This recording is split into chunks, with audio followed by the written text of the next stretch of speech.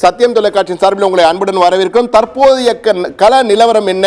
தற்போது இந்த புயல் 140 கிலோமீட்டர் அருகிலே இருப்பதாக கூறுகிறார்கள். எனவே தற்போதைய நிலவரம் குறித்து நமது நேயர்களுக்காக விளக்க முடியுமா செல்வகுமார் சார்? கண்டிப்பாக. அதாவது காலை 5:30 மணிக்கு 210 கிலோமீட்டர் தொலைவில் இருந்தது. இப்பொழுது 140 கிலோமீட்டர் தொலைவிற்கு வந்திருக்கிறது, உண்மைதான். ஆனால் இதில் நகர்விலே இனிமேல் வேகம் குறையும் என்று எதிர்பார்க்கப்படுகிறது.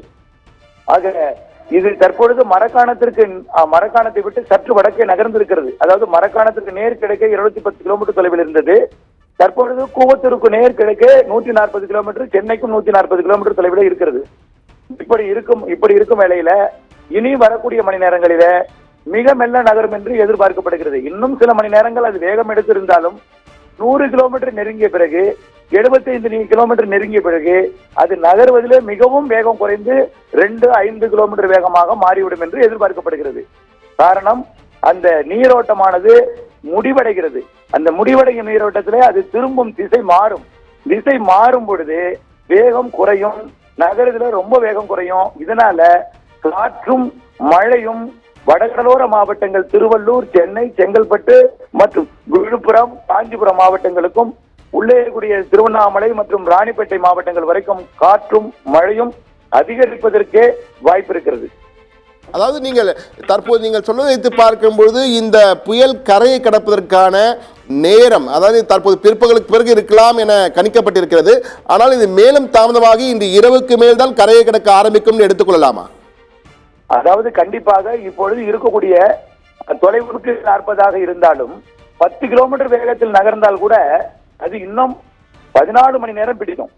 ஆகவே பிற்பகல் என்பது மிகவும் தவறு. ஆகவே 10 கிலோமீட்டர் வேகம் என்றாலே 14 கிலோமீட்டர் பிடிக்கும், 14 மணி நேரம் பிடிக்கும். ஆகவே இது இன்னும் வேகம் குறையும் என்பதனால நள்ளிரவு தாண்டி நாளை அதிகாலை 2 மணி அளவில் தான் அது கரை கடக்கும். குறிப்பாக இது சென்னையை நெருங்குவது இன்று மாலையாக இருக்கும். அதாவது இன்று மாலை ஒரு 6-7 மணி அளவிலே முன்னிரவிலே கேளம்பாக்கத்திற்கு நேர் கிழக்கே 50 கிலோமீட்டர் தொலைவு வரைக்கும் வந்துவிடும். சென்னைக்கு 75 கிலோமீட்டர் தொலைவிலே இருக்கும். அப்பொழுது சென்னைக்கு கடுமையான ஒரு மழை பொழிவையும் கடுமாற்றத்தையும் கொடுத்து கொண்டு பிறகு நகராமல் மிக மேற்கு திசை நோக்கி திரும்பிடும். இப்ப வடமேற்கு திசைக்கு பயணித்துக் கொடுக்கிறது. பிறகு மேற்கு திசை நோக்கி தலை காட்டி பிறகு தென்மேற்கு திசை நோக்கி திரும்பி அப்படியே மாமல்லபுரம் மற்றும் மரக்காணம் இடைப்பட்ட பகுதி, கொத்தூர் மற்றும் சதுரங்க பகுதி நோக்கி, அதாவது அச்சிரப்பாக்கம், மேல்மருவத்தூர் மற்றும் செங்கல்பட்டு, திருப்போரூர், அதற்கு இடைப்பட்ட பகுதி வழியாக செய்யூர் வழியாக அது உள்ளே கரை கடப்பதற்கான வாய்ப்பு இருக்கிற காரணத்தினாலே நாளை, அதாவது சென்னை வந்து நள்ளிரவுக்கு முன் சென்னை வரும், சென்னை வரும். நள்ளிரவில் அச்சிரப்பா, அதாவது மேல்மருவத்தூர் மன்னிக்கவும் மாமல்லபுரத்தை நெருங்கும் நிலவு கரை கடக்கும் இடத்தில் அதிகாலை 1 மணி 2 மணி நாளைய தேதியில் தான் அது கரை கடப்பதற்கான வாய்ப்பு இருக்கிறது. ஆக மழை பொழிவு தற்பொழுது பெய்து கொண்டிருக்கூடிய மழை பொழிவு ஏற்கனவே கத்திவாக்கத்தில் 9 சென்டிமீட்டர் வரை பொழிந்துள்ளது. ஆகவே இப்பொழுது அதை விட கூடுதலாகி இருக்கும்.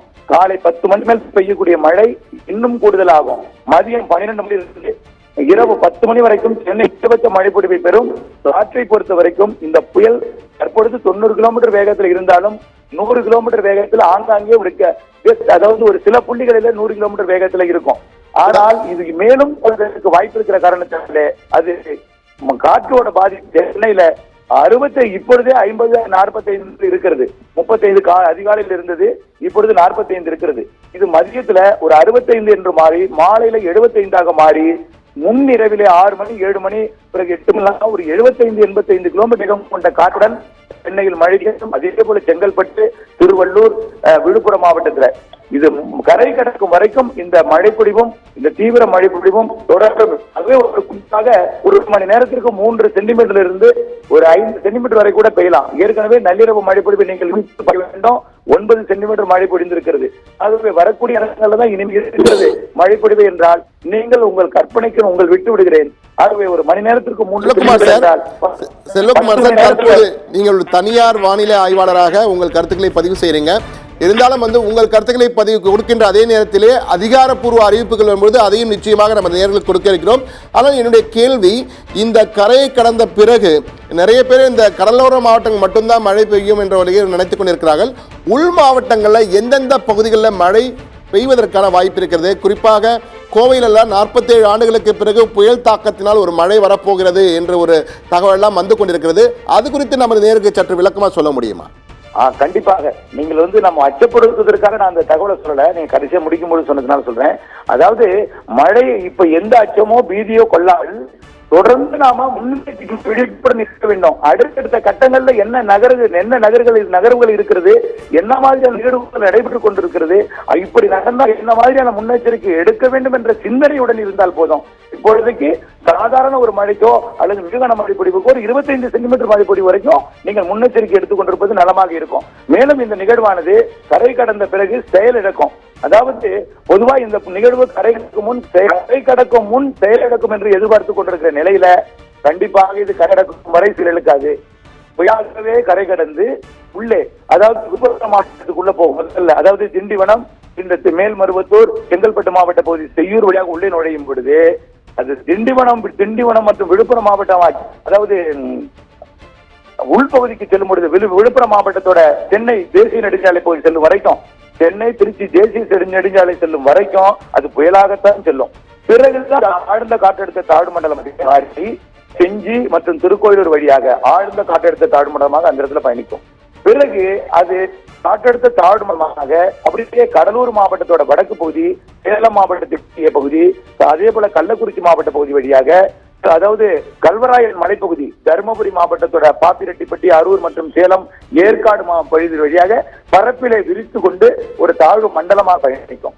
பிறகு அது அப்படியே நாமக்கல் மாவட்டம் செல்லும் பொழுது ஒரு வெல் மார்க் லோ பிரஷர் போகும். அப்ப நாமக்கல் மாவட்டத்தில் போகும்பொழுது வெல் மார்க் லோ பிரஷர் ஆகி அதற்கு மேல தீவிரம் குறைவதற்கோ செயலிழப்பதற்கோ ஒரு காற்றழுத்த தாழ்வு பகுதியாகவோ குறைவதற்கு வாய்ப்பு இல்லாமல் வெல் மார்க் லோ பிரஷராக நாமக்கல், கரூர் மற்றும் ஈரோடு கர்நாடக பகுதியை தொட்டுக்கொண்டு, அதாவது கிருஷ்ணகிரி, தருமபுரி, பெங்களூரு, மைசூர் வரையும், நீலகிரி வரையும் தொட்டுக்கொண்டு, இந்த பக்கம் வால்பாறை, திண்டுக்கல் மாவட்ட குடல் மலைப்பகுதி வரை தொட்டுக்கொண்டு, பாலக்காட்டு கணவாய் வழியாக கொச்சி மற்றும் மங்களூர் இடைப்பகுதியில ஒரு நன்கமைந்த காற்றழுத்த தாழ்வு பகுதியாக போய் கடல்ல இறங்கி கேரளாவிற்கும், நீலகிரி உள்ளிட்ட பகுதிகளுக்கும், வயநாடு உள்ளிட்ட பகுதிகளுக்கும், குடகு உள்ளிட்ட பகுதிகளுக்கும் மழை பொழிவை கொடுத்து விட்டுத்தான் விலகும்.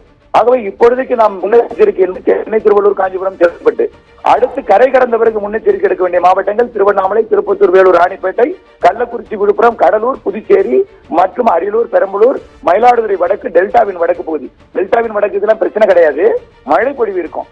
அதிக மழை பொழிவு என்பது இப்பொழுது தேவையான மழை பொழிவாகத்தான் உள் மாவட்டங்களுக்கு இருக்கிறது. மழையை எதிர்நோக்கி இருக்கிறார்கள் விவசாயிகள், வருக என்று வரவேற்கிறார்கள். ஆகவே உள் மாவட்ட மக்கள் யாரும் மழை பொழிவுக்கு அஞ்சவில்லை. சென்னை, திருவள்ளூர் மாவட்ட மக்கள் மட்டும்தான் கொஞ்சம் அச்சப்படுகிறார்கள்.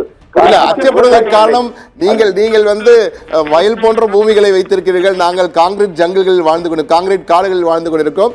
எனவேதான் இந்த அச்சம். இருந்தாலும் பல்வேறு உடனடி தகவலை கொடுத்தீர்கள். மிக்க நன்றி செல்வகுமார் சார். நன்றி.